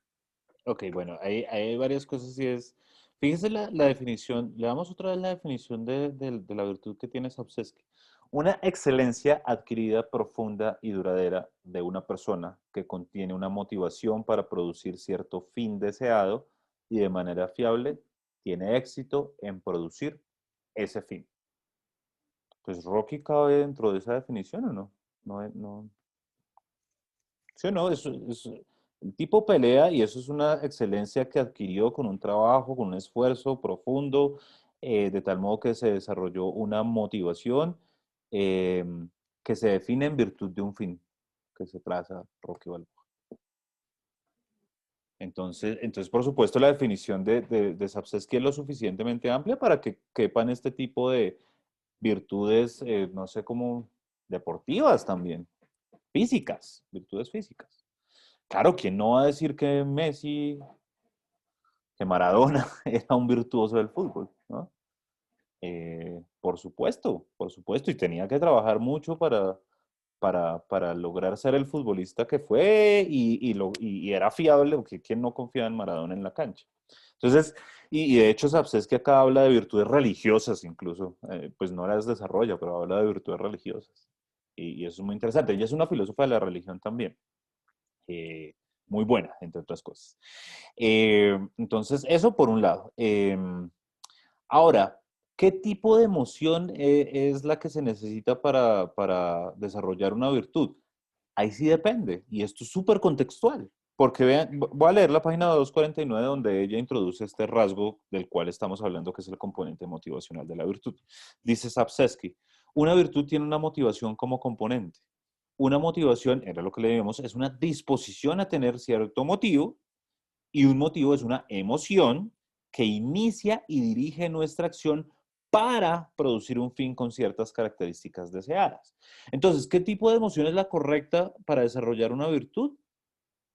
Pues la emoción que me lleve a conseguir el fin trazado, básicamente. Entonces, eso depende del fin que uno se trace. Entonces, por supuesto, las emociones que pueden estimular la consecución de un fin deportivo pueden ser muy distintas a las emociones que me pueden ayudar a conseguir un fin epistémico. Eh, a veces pueden coincidir, a veces una misma emoción puede, bueno, y definir emociones es todo un rollo, hay toda una cosa que se llama filosofía de las emociones, ¿no? Pero, pero piensen en una emoción que pueda ser compartida por distintos virtuosos de diferentes clases, ¿no? Entonces, eh, la entrega en general, no la entrega epistémica, pero la entrega en general, la entrega hacia algo puede tener la base unos motivos particulares que pueden ser la pasión por, sentir una pasión por lo que se hace. Entonces, sentir una pasión por tratar de entender asuntos metafísicos, eh, pues también la pasión puede ser pasión por marcar una cantidad de goles, o yo qué sé. Entonces, puede que la misma emoción sea importante para distintos tipos de virtudes o puede que no. Eso depende de qué, del fin que se trace la persona. Porque, sigo leyendo, las motivaciones pueden convertirse en partes profundas del carácter de una persona y darle a este un conjunto de orientaciones hacia el mundo que emergen en la acción cuando se dan las circunstancias apropiadas. Una motivación se define mejor no como una manera de actuar en circunstancias especificables de antemano, sino en términos del fin al que se dirige y de la emoción que subyace a ella. Es decir, que la virtud se define en términos de los motivos y los fines. Y un poco eso responde a una inquietud que tenía Diego hace un rato y también André. Y es, fíjese, ya no, claro, es que está dando una definición y todas las definiciones son generales, pero ella le está dando cabida a cosas muy contextuales y puntuales. Porque si yo digo que la virtud se define en virtud de los fines trazados, pues entonces yo ya estoy dando cabida a que haya distintos tipos de virtudes dependiendo de circunstancias muy particulares y de fines muy particulares que se tracen, que pueden trazarse en una cultura y no en otra, por ejemplo. Eso puede pasar. ¿Listo? Ok. El quinto y último rasgo de la virtud tiene que ver con la fiabilidad. ¿La fiabilidad de qué? De conseguir el fin trazado. Entonces, eh, un estudiante puede tener toda la motivación del mundo, pero si no es fiable a la hora de lograr sus objetivos, pues no, pues la intención no es lo que vale, va a decir Sapsesky. No, profe, pero yo me esforcé, yo trabajé, me trasnoché. Pues sí, pero usted no es fiable a la hora de responder las preguntas que se le hacen o lo que sea, entonces pues no basta con eso, ¿no? Uno valora eso en los estudiantes, el esfuerzo y la cosa, pero pues uno estira, ¿no? Como profesor. Creo que acá la mayoría son profes. Entonces, uno estira la cosa, pero pues por más motivación y juicio que una persona tenga, si no la logró, no la logró. ¿Qué hacemos? No hay nada que hacer, ¿no? Ahora, lo que dice Sapsesky es de todas maneras el rasgo 4 y el rasgo 5 no están tan separados. O sea, desarrollar una motivación implica desarrollar al mismo tiempo fiabilidad en la consecución de los fines, como que una cosa va con la otra. ¿Bien? Pero hay casos, obviamente, donde una persona puede estar muy motivado, pero no le da. ¿Qué hacemos? Eso no hay de otro, ¿no? Ok, estos son los 5 rasgos esenciales de la virtud, pero Sapolsky va a decir, a mí los que me interesan son el 4 y el 5. Voy a centrar mi análisis ahí porque creo que son los componentes más importantes, el motivacional y el de fiabilidad. De nuevo, recuerden el proyecto de una epistemología de las virtudes. Hay unos epistemólogos de la virtud como John Greco, por ejemplo, o como Ernst Sosa, que es muy famoso, que dicen, no, yo hago una epistemología de las virtudes, pero solo en términos de fiabilidad, confiabilistas son estos. Sapolsky dice, no, a mí me interesa meter el componente motivacional, porque es que ahí está el componente moral, que en últimas le interesa rescatar a Sapolsky. Entonces, lo que decíamos ahorita, fíjense que puesta así, la definición dada es lo suficientemente amplia para instruir tanto a virtudes morales como a virtudes intelectuales, o virtudes estéticas, religiosas, artísticas, físicas. Entonces, Rocky es virtuoso. ¿Bien? Ok. Ya lo dijimos ya en la discusión. ¿En qué se separa Sapolsky de Aristóteles? En la división profunda y radical que hace Aristóteles entre virtudes intelectuales y virtudes morales. ¿Por qué? De nuevo, pues recuerden el morraquito que dice acá. Eh, porque, eh, porque para Sapolsky las virtudes intelectuales hacen parte de las virtudes morales, mientras que para Aristóteles son dos subconjuntos de las virtudes, pero que no se cruzan de ninguna manera. Entonces, y en la virtud intelectual, pues hay un componente motivacional y hay un componente de fiabilidad. Pero este es el contraste con Aristóteles. ¿Bien? Entonces, de nuevo, esto resulta ser muy interesante porque entonces esto querría decir que una falla en el componente intelectual puede implicar una falla moral. De nuevo, el caso del plagio es eso. O el caso de la negligencia epistémica que estábamos viendo con Williams, el de la pereza intelectual. Eso en últimas puede ser una falla moral. Ser perezoso intelectualmente puede ser una falla moral si el fin que me trazo es, por ejemplo, desarrollar una investigación. Entonces, no sé, piensen en alguien a quien le pagan por investigar, a quien el Estado le dice, oiga, el Estado confía en usted, usted tiene unos recursos de la nación para investigar. Eh, y si esta persona pues le da pereza y no investiga, pues esto no solo es una falla intelectual, es una falla moral, ¿no? Está cometiendo falla o está incurriendo en una falla moral. Y esto depende de nuevo de los fines que se trace el investigado, ¿no? Obviamente, si yo doy un montón de recursos para investigar la mejor manera de distribuir la vacuna contra el COVID y yo no hago nada con eso, pues acá hay una falla moral que, que, que es al mismo tiempo una falla epistémica, ¿no? Y es, en este caso, la negligencia epistémica. Ok. No sé si hasta ahí haya alguna pregunta. Nos queda no mucho tiempo, pero bueno, vamos a ver hasta dónde llegamos. Ok, entonces metámonos directamente en el asunto motivacional. Según Sapolsky, las virtudes intelectuales pueden definirse por la motivación por el conocimiento. Y la motivación por el conocimiento es una motivación que Sapolsky define como una motivación por tener contacto cognitivo con la realidad, por no desprendernos de cómo es el mundo.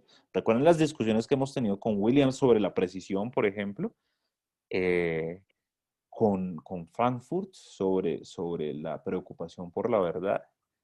Y este es el contacto cognitivo con el mundo, ¿no? Entonces, creo que alguien me había preguntado sobre eso y ya no recuerdo. Pero la verdad en este sentido es como la búsqueda de tener contacto epistémico con la realidad, o saber cómo es la realidad. Eh, y entonces, esa motivación es la que estaría a la base de todas las virtudes intelectuales. Porque virtudes intelectuales hay muchas, pero ¿qué es lo que las define como virtudes intelectuales? Pues en parte será la motivación por hacer una descripción adecuada de lo que es el mundo.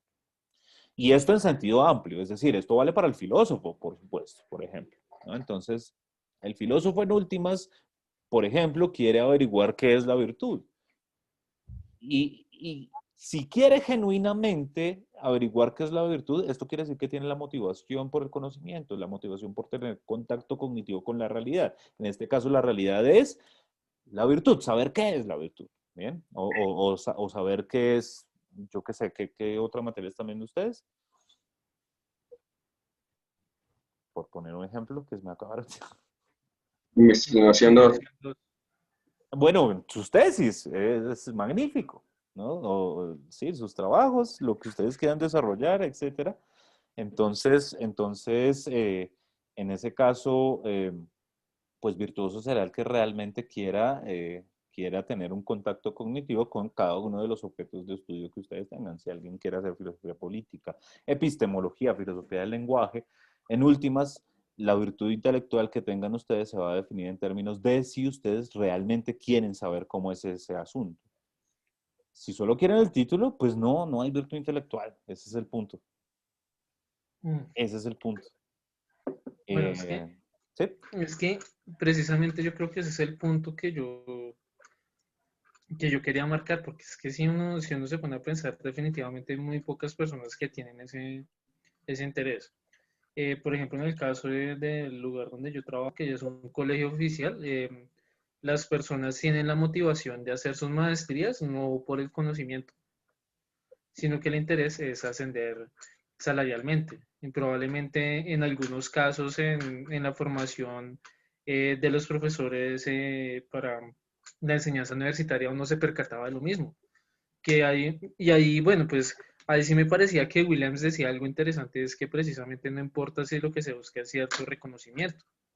¿Mm? Sí, no, yo creo que es que en últimas puede decir lo mismo. Es decir, puede que alguien necesite el título para subir en el escalafón, pero si al hacer la maestría se evidencia una motivación por tener contacto cognitivo con la realidad, así esto esté subordinado a otra cosa, perfecto, no hay problema.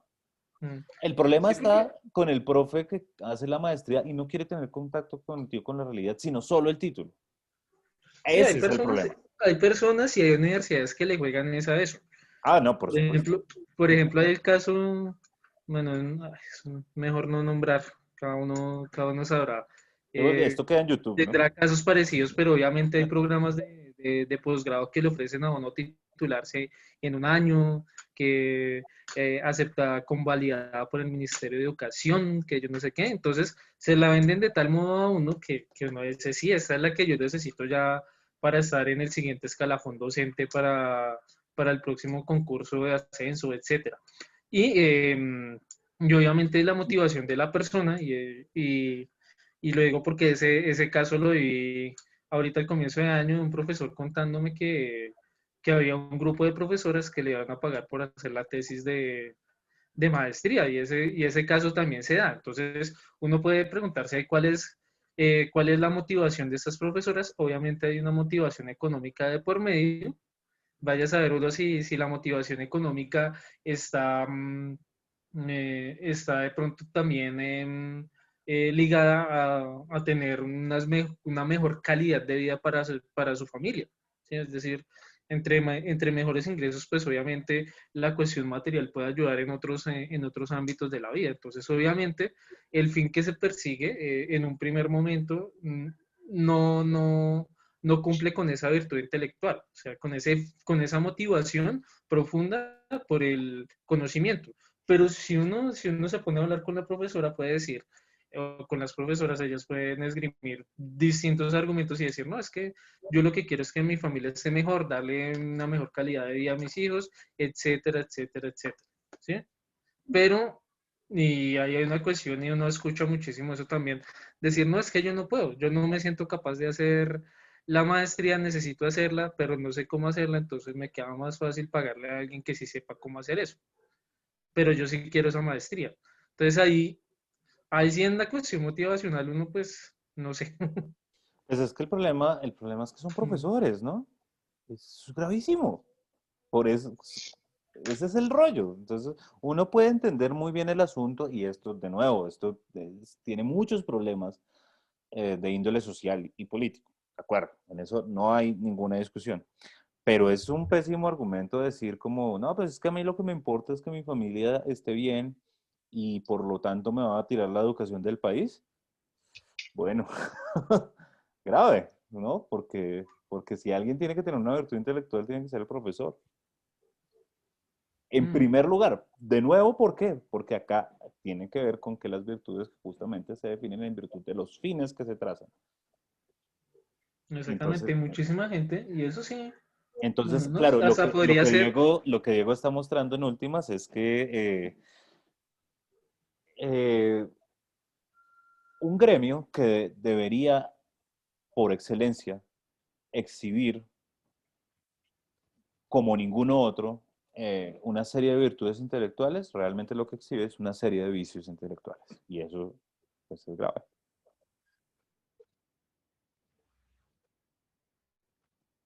yo creo que uno está en clave de Bernard Williams se me acaba de ocurrir, y de esas veces que uno podría hacer una investigación, no sé, casi que cualitativa, buscando precisamente cuáles son las motivaciones, más en clave esas veces que cuáles son las motivaciones de los docentes de un determinado sector para enseñar. ¿Mm? Sí, se supone, bueno, pues yo soy egresado de la pedagógica, se supone que allá le hacen a uno un filtro cuando va a ingresar, que es el de la PPP, de la prueba de potencialidad pedagógica, que eso es de lo más curioso, de lo más chistoso de la vida, que es una serie de preguntas que determinan las capacidades, o no sé si las motivaciones en este sentido de Saxbesky, para desarrollar esas virtudes que se necesitan para ser maestro, ¿sí? Es decir, se trata de medir eso allá, pero yo que sepa ningún otro programa de licenciatura en el país, no sé cómo sea en la UPTC, que es la otra universidad así como fuerte, como que está dedicada en un primer momento simplemente a la educación, pero sí, se hace la PPP, pero eso no es garantía de nada. Desde mi propia experiencia, la PP, esa prueba de potencialidad pedagógica en últimas no dice mucho de si realmente uno quiere ser maestro o no. Muchísima gente que entra a la pedagógica puede tener motivaciones muy distintas, ¿m? O que ¿Mm? desea ingresar a la pedagógica puede tener motivaciones muy distintas a querer formar. ¿M? Entonces yo creo que eso podría ser, digamos, no sé, algo interesante como para ver la cuestión educativa de otra manera. Y más que se critica tanto que los profesores son los peores profesionales. ¿Sí? Yo no sé si ustedes han oído de eso, por ahí una vez un tío me trajo ese comentario, no venga, pero ¿cómo así? Que sí, que son los que peor tienen el IFES en el país, ¿no? Y entonces sí, como dice Ángel ahí, sí hay un problema ahí grande Grave. Es un problema en la moral y cuestión de la epistémico. formación. Y es un problema moral y epistémico. Vean, hay, para los que están interesados en el asunto de la educación, uno con una aproximación de epistemología de las virtudes tipo Sapolsky puede hacer un montón de cosas interesantes. Ahorita, por ejemplo, todas las universidades deben ajustar sus registros calificados. Esto quiere decir como lo que constituye los planes de estudio eh, a un decreto que sacó el Ministerio de Educación, que, donde aparentemente están revolucionando la educación superior del país y que va, no es así. Porque entonces ya no vamos a hablar de competencias que se forman en la educación, sino de resultados de aprendizaje. Y eso es lo que están diciendo, ¿no? Entonces, vayamos más allá de la burocracia y miremos qué significa esto. Significa que pasamos de formar habilidades, cuando Sapolsky nos está diciendo acá que la virtud no es una habilidad, a formar una especie de máquinas, de gente que resulta con la capacidad de generar fiabilidad, resultados fiables. ¿Listo? En el modelo de competencias o en el modelo de resultados de aprendizaje, ¿está el componente motivacional? No, no está. Entonces, digamos, un proyecto muy interesante en filosofía de la educación y en pedagogía y demás puede ser desarrollar un modelo de educación basado en la epistemología de las virtudes que tenga como componente central el componente motivacional. Y entonces no vamos a juzgar a nuestros profesionales ni a formar personas simplemente que sean capaces de hacer algo, que tengan habilidades como la habilidad de Leonardo de tomar cerveza, sino o o la de producir resultados fiables, o sea, la de ser un satélite o una calculadora, sino la de ser virtuosos. Entonces la educación debería medirse en términos de virtudes, no en términos de competencias, no en términos de resultados de aprendizaje. Eso es tomarse en serio, para que no digan que la filosofía no tiene contacto con la realidad. Eso es tomarse en serio la filosofía. Pensarse modelos de este tipo. ¿Bien? Porque efectivamente, o sea, si uno se pone a mirar la educación superior del país, pues está hecho un desastre, está hecho un desastre por las cosas que estaba diciendo Diego hace un momento. Y es que si uno va a ver el gremio de los profesores, resulta que es el club de los viciosos intelectuales, pues ¿qué vamos a hacer? Perdón, Luis, creo que quería decir algo. No, sí, profe, pues así, al igual que Diego, yo leí este texto leyendo la escuela, ¿no? Y pues hay muchos vicios intelectuales y me había hecho varias preguntas ahí, ya no solo con eso, sino en clase, ¿no? De cómo se justifican, por ejemplo, esas verdades dadas por los docentes en la escuela, ¿no? Porque pues hacen todas estas maestrías, todo esto, y repiten los mismos contenidos, ¿cierto? Y los estudiantes se tragan todo eso, la misma repetición. Entonces ahí, digamos, no habría virtud intelectual a reproducir creencias que nosotros mismos a veces no hemos verificado, sino no, nos dijeron eso y seguimos con esto, ¿no? ¿En qué casos es justificado creer y en cuáles no? ¿Cuál es aquí el deber moral y epistémico? Y la virtud de argumentar. Bueno, este texto es muy bueno para eso y me interesa el texto que su merced dice también. Porque estamos con Diego ahí como coincidiendo en los temas. Sí, no, esto de verdad, vean, yo no he trabajado pedagogía ni filosofía de la educación, eh, pero al leer una cosa, al leer los textos que hemos visto en este seminario, yo creo que ustedes se dan cuenta de una cosa. Y el asunto es que el problema de la verdad tiene unas consecuencias políticas gigantes y comienzan desde la educación, porque es que, y desde la academia. Ahí es donde, mejor dicho, la posverdad no es solo Trump, la posverdad es un profesor del distrito. Ahí hay posverdad. Y ahí hay bullshit. Y ahí hay una falta de compromiso con la verdad. Y ahí hay todo menos precisión. Y ahí hay todo menos sinceridad. Y ahí hay todo menos virtudes intelectuales. Entonces, para pensarse ese problema, lo que hemos leído es maravilloso, porque en últimas, ¿qué es lo que le falta a la educación? Un interés genuino por la verdad. En términos de Susan Hack, le falta integridad Sí. intelectual. Sí, y a mí me parece genial esa partecita, o sea, Sarsbeski solo hace referencia a la educación en un párrafo, que, bueno, espera, busco la página acá, pero sí, ella dice que un maestro no es el que enseña, o sea, un buen maestro, un buen docente no es el quien enseña métodos o mecanismos fiables para llegar a tener creencias justificadas a los estudiantes.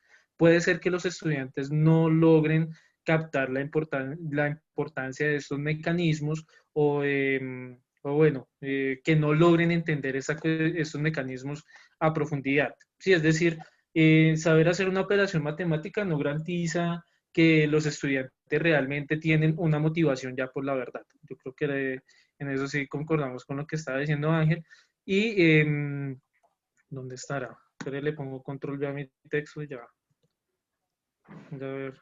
Porque ella dice que precisamente poder transmitir esa motivación por el conocimiento, ese deseo, si se quiere, es el que precisamente sería valioso en el proceso educativo.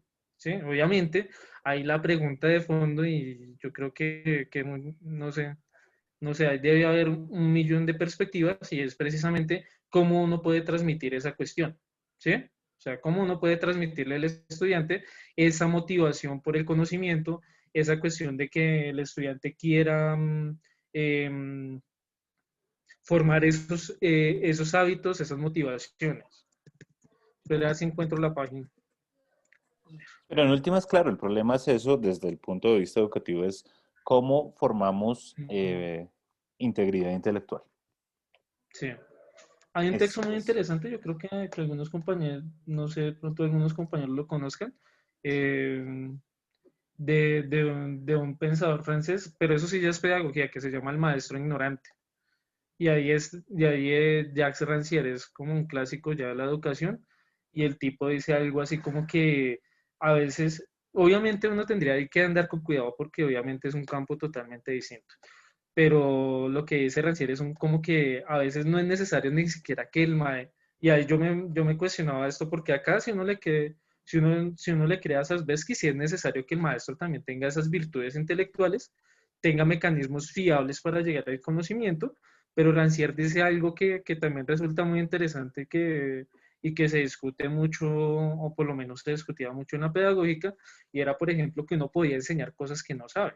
Y es precisamente transmitiendo esa motivación, ese deseo por el saber, donde el maestro podría enseñar cosas de las cuales no sabe a profundidad. Pero obviamente yo creo que estaría como un poco más de acuerdo con Sasbesky, ¿sí? Uno podría transmitir las virtudes, la virtud intelectual, ese deseo por el conocimiento, esgrimiendo precisamente, mostrándole a los estudiantes que uno es una persona fiable que conoce el tema que está hablando y demás. Entonces, sí, no sé hasta qué punto sean necesarias las dos cosas. Sí, porque uno también puede, acá puede dar un caso y Son necesarias las no sé dos si vale la cosas. pena mencionarlo.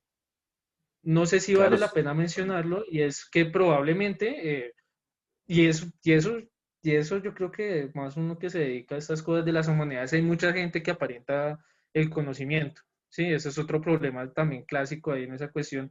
Una persona que aparenta que sabe y que dice, no, yo soy el mejor maestro porque soy el que más títulos tengo, yo leo poesía, yo no sé qué, yo soy no sé quién, me han publicado en sí más, pero en últimas uno asiste a una clase de un personaje de estos y uno queda con un sinsabor terrible porque realmente lo que está diciendo uno ni se lo comprende, ni esta persona y puede recaer en cuestiones simplemente como anecdóticas sobre su vida o simplemente contando que en tal seminario, en tal coloquio que fue, yo no sé qué dice más y uno, pero realmente no veo dónde está ese conocimiento que dice el poseer o ese interés por el saber, porque me está hablando de muchísimas Vea, otras más cosas. Pero ese ejemplo de Diego es un ejemplo de bullshit académico. Entonces acá el bullshit es una desconexión con la verdad, pues, de una preocupación por la verdad, y en cambio es más bien em, lo que importa es la imagen que genere el emisor ante su audiencia, no el mundo. Eso es bullshit, en últimas. Eh, la desconexión total con el mundo. Bueno, siendo las 5:54, de todas maneras creo que no entramos en los detalles más mínimos del texto, pero en su generalidad creo que quedó claro y con las discusiones que tuvimos hoy creo que se discutieron asuntos importantes. A quien le interesa el asunto, pues vuelva y repase el texto que realmente es muy bueno y si hay un interés acá por la educación, lean Dewey, porque ahí está la clave de todo ¿Cómo se esto. escribe, profe? Y es de ¿Cómo se inspiración. escribe? Qué pena. Luis, ahí está Acá en lo el escribo en el texto, chat. Dewey. Dewey, digo, D-E-W-E. Ah, John Dewey. Sí, sí, sí. ¿No? Sí, sí, sí. Exacto. Gracias. Sí. Entonces súper recomendado y bueno, ¿listo? Entonces con eso culminamos nuestra sección del día